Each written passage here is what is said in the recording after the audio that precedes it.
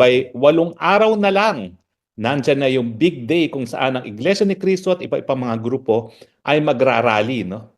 Ang rally naman nito ay talaga nagsimula dahil isang pagtutol doon sa impeachment ni Inday Sara. Ngayon, naging mas malawak na ngayon ang kadahilanan ng rally. Ang panawagan nila ay kapayapaan. Ang panawagan nila, unahin ng bayan, hindi ang sarili. Now, nung aking huling spokes hour, nagsabi ako na suspicious yung timing ng pag-reorganize ng National Security Council na tinanggal ang Vice President at sa kasaysayan natin palagi naman kasama talaga ang Vice President at saka ang mga dating presidente doon sa membership ng National Security Council. Now, alam mo kasi yan ay advisory body, no? Pero importante ang trabaho ng National Security Council kasi yung national security, dalawa yan, no? Banta na nanggagaling sa labas at kapag merong nanlusob, yan ay invasion at banta na nanggagaling sa loob, no? Yung gusto magpatumba ng gobyerno gaya ginagawa ng CPP-NPA sa napakatagal na panahon na o rebellion. Now, yung invasion at rebellion, yan ay isang bagay na binibigyan ng advice ng National Security Council ang presidente, no? So nakapagtataka talaga bakit tinanggal si VP Sara, si dating presidente Rodrigo Roa Duterte at si Gloria Macapagal-Arroyo at Erap Estrada dun sa advisory body na magbibigay advice sa presidente kung merong banta sa republika na galing sa labas, na invasion o galing sa loob na rebellion. Now, ano ba yung importansya ng invasion at rebellion? Well, sa ating saligang batas kasi, naalala nyo naman, ang 1987 Constitution yan na isang reaksyon doon sa diktadorya ng Marcos Sr. No? Kaya ginawa nila ng paraan na hindi mauulit muli yung ginawa ni Marcos Sr. noong 1972. Yung mga bata pa na hindi pa sinisilang ng mga panahon na yon, nung nagkaroon ng Declaration of Martial Law, pinadlak ang Kongreso at binuwag ang Kongreso. Si Marcos Sr. ang gumagawa ng mga batas at pinakulong lahat ng kalaban ng gobyerno. At linimitahan ang kalayaan ng malayang pananalita. No? So in other words, nagkaroon ng diktadurya. At ang diktaturyan yan ay umabot ng hanggang 20 taon, no? 20 years. So ang mga gaya ko na lumaki sa martial law, abay kumakanta kami na may bagong silang, may bago ng, ewan ko ba kung ano yung mga bagong lipunan na yan, no? Na parang ginagawa rin ngayon ni Marcos Jr.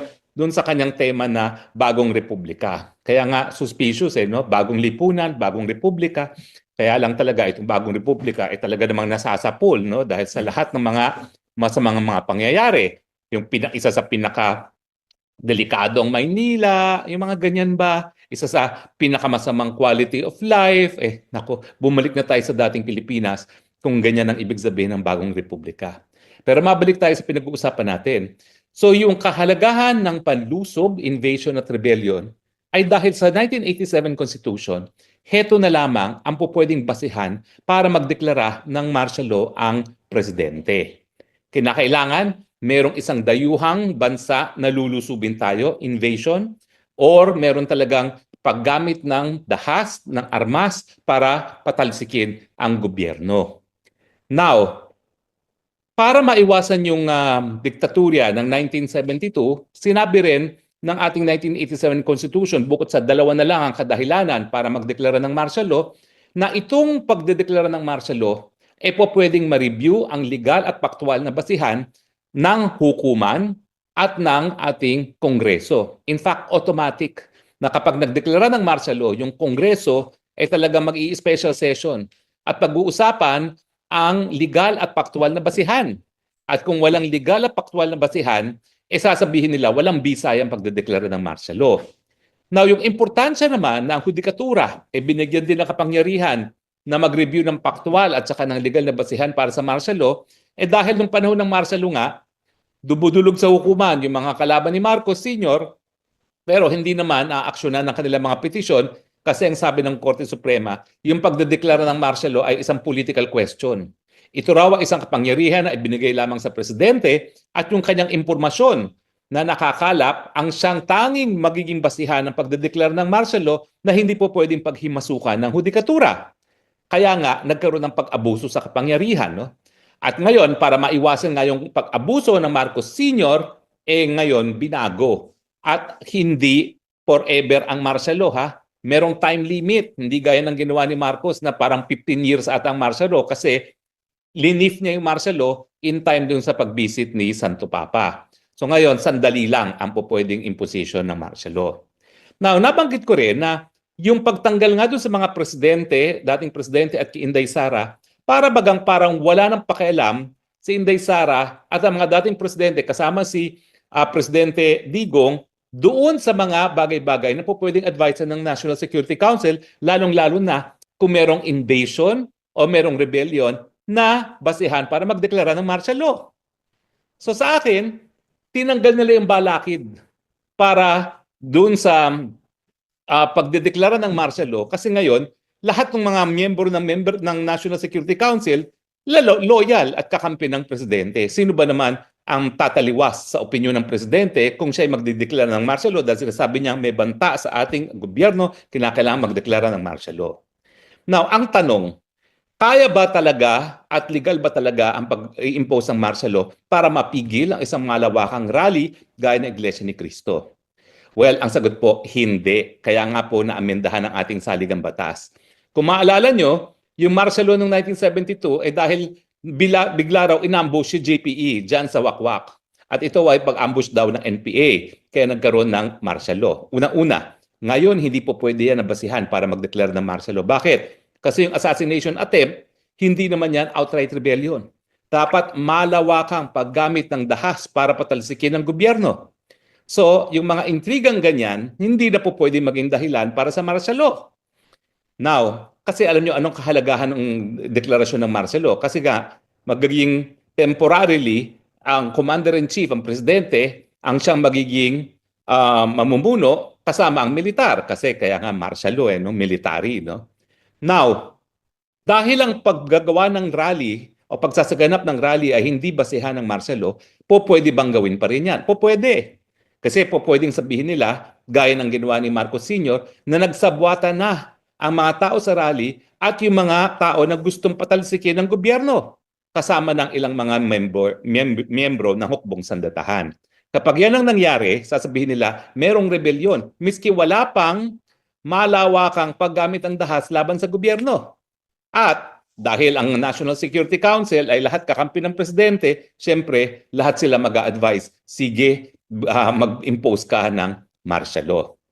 Now, ang tanong, legal ba yan? Sa tingin ko, hindi. Pero dyan papasok kung bakit dinoble ng presidente ngayon ang budget ng Kongreso at ng Senado.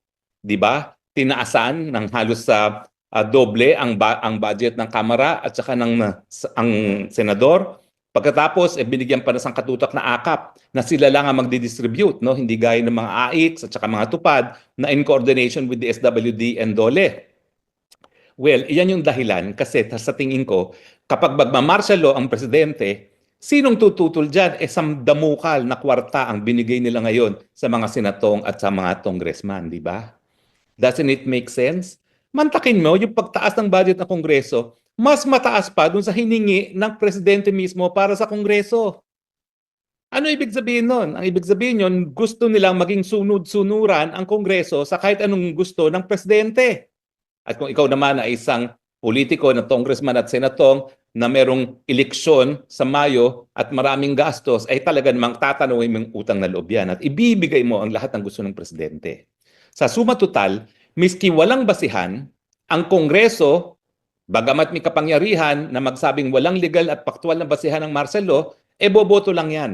Oo, merong legal at paktual na basihan yan. Okay? Dahil nga sa sandamukal na kwarta na ibinigay nila sa 2025 budget. Paano ngayon ang hukuman? Well, yan na lang ang pag-asa natin. Ang pag-asa natin, ang hukuman na sa ngayon ay hindi po pwedeng tanggihan yung kanilang katungkulan na reviewin, repasuhin kung merong legal at paktual na basihan. Hindi gaya nung panahon ng martial law na sinasabi nilang political question na tanging presidente lang makakasagot. Ngayon talaga, obligasyon na yan ng hudikatura. Pero titingnan po natin kung ano magiging kasaysayan kapag nangyari nga na nagkaroon ng martial law, magiging tikumba ang mga justices o talagang gagawin nilang katungkulan na ipatupad na ang saligang batas, ang pinakabataas na batas sa ating bayan, mas mataas pa sa presidente, na lahat ng mga ginagawa ng presidente na labag sa saligang batas ay mapapawalang bisa. Now, alam nyo ngayon, sa ating kasaysayan, ang isang kapitbahay natin, South Korea, ay may ganyan ng problema. Kaya lang, ibang sistema nila. Anong pagkakaiba? Unang-una, ang impeachment sa Pilipinas ay kongreso. Pero ang uupong mga magistrado ay mga senador, mga politiko rin. Mas maganda yung sistema ng South Korea. Kasi yung mag-i-impeach ay mga mambabatas, pero ang didinig ng kaso ay ang Constitutional Court. Bakit mas maganda yon? Bihasa sa batas ang mga magistrado ng Constitutional Court. Hindi gaya dito sa ating Senado na wala pa kalahati sa kanila ang mga abogado. Karamihan ng uupong bilang mga magistrado magdedetermine kung matatanggal ang presidente o vice-presidente ay politiko na hindi bihasa sa batas. So on that sense, on that note, parang mas maganda yung sistema ng South Korea. Pero alam mo, meron pang mas maganda sa South Korea eh. Kasi sa South Korea, na-impeach yung presidente dahil sa pagdeklara ng martial law. Ang tanong, pwede rin bang gawin yan sa Pilipinas? Well, theoretically pwede. Kapag nadeklara ng Korte Suprema na walang legal na basihan ang pagdedeklara ng martial law, in which case, yan ay pwedeng betrayal of public trust. Kasi betrayal of public trust naman, isang basihan ng impeachment na kahit ano yan. Pwede, basta yan ay paglabag sa sinumpaang katukulan na itataguyod ang saligang batas. At siyempre, pag ikay nagdeklara ng martial law na walang legal o kaya naman ay paktual na basihan, yan ay betrayal of public trust. Pero ang nakakainggit, etong nakakainggit. Dahil sa South Korea, pag illegal ang pagdedeklara ng martial law, hindi ka lang matatanggal sa pwesto, makakasuhan ka pa ng insurrection. Yan ang wala tayo sa Pilipinas. Dapat ang presidente na walang basihan, legal o paktual na magdeklara ng martial law, merong patawan na parusa, kasong kriminal na meron ngayon sa South Korea. Kaya naiinggit ako sa mga South Koreans. Pero hindi pa naman tapos ang lahat, no? Pwedeng gumawa ng batas para magbigay nga ng criminal liability sa presidente na magdedeklara ng martial law na walang basihan. Pero pwede rin natin basahin yung sedition, no?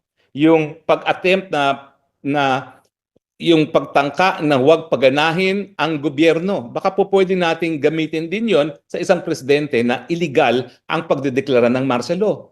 Kasi alam mo, nangyari talaga, mali talaga yung ginawa ni Marcos Sr. Pero anong nangyari? Nakulong ba siya? Naparusahan ba siya? Hindi. Ang daming Supreme Court decision at saka may decision ng mga foreign courts sa Switzerland na ang dami nilang pera na ninakaw. Nakulong ba sila? Hindi. Merong court judgment sa Amerika na talaga linabag nila ang karapatan ng pantao ng napakadaming tao. Nakulong ba sila? Hindi. So dapat matuto na tayo sa ating kasaysayan. Kinakailangan kung wala pang batas para maparusahan sila, gamitin natin yung existing provision of the law. At ako talaga, pag-aaralan ko yung sedition, yung pagtangka na wag paganahin ang mekanismo ng gobyerno, titingnan ko kung papasok dyan talaga yung illegal na deklarasyon ng martial law. Pero ano naman ang leksyon na makikita natin sa South Korea? Alam mo, South Korea, mas mayaman sa atin yan. So may mga nagsasabi na yung aktivismo namamatay sa mga mayayamang bansa. Bakit sa South Korea? Walang tigil ang kanilang mga pagrarally. Malalamig pa nga ngayon ang panahon doon dahil winter. So hindi totoo na kapag mayaman ang bansa, namamatay ang aktivismo. Ang nakakainggit talaga sa South Korea, talagang pinaninindigan ng mga mamamayan, bagamat sila mayaman na, yung kanilang karapatan bilang soberenyang mamamayan ng South Korea. At sana ganyan din katindi ang paninindigan ng mga Pilipino sa paninindigan nila na sila ang soberenya, sila ang tunay na may kapangyarihan sa ating republika. Ang tanong, matututo ba tayo sa ating kapitbahay ng mga South Koreans? Well, malalaman natin yan sa mga darating na araw. Dahil sa tingin ko talaga, magkaka-inkwentro talaga ang puwersa ng kadiliman at puwersa ng kabutihan sa mga darating na araw. So ikaw, kabayan, saan ka papanig? Kadiliman or kabutihan? Demokrasya or diktadurya? Pandarambong o responsableng pamumuno? Sana po, para sa ating taong bayan tayo, para sa inang bayan tayo, doon po tayo sa tama, doon tayo sa kabutihan. Maraming salamat po sa inyong patuloy na pagtangkilik, ha? At gaya ng aking sinasabi sa lahat ng ating Spokeshawar, mahal na mahal kong Pilipinas dahil wala na akong ibang bansang tinuring na aking bansa. I love you, Philippines. You're the only country that I have. You're the only country that I love. So muli po, ang panawagan natin, manindigan tayo sa ating karapatan, manindigan tayo para sa kapayapaan, depensahan natin ang demokrasya, depensahan natin ang Inday Sara Duterte, dahil pag dinipensahan natin siya, dinidepensahan natin ang ating saligang batas na isang produkto ng madilim na kasaysayan sa ilalim ng pamilyang Marcos. Magandang araw po sa inyong lahat. Ito po inyong Spokes ng Bayan nagsasabi, see you po sa Luneta, see you po sa Liwasang Bonifacio at sa 8 pang mga lugar kung saan magkakaroon ng pagtipon-tipon ng ating mga kapatid na Iglesia ni Cristo at lahat na nagmamahal sa inang bayan.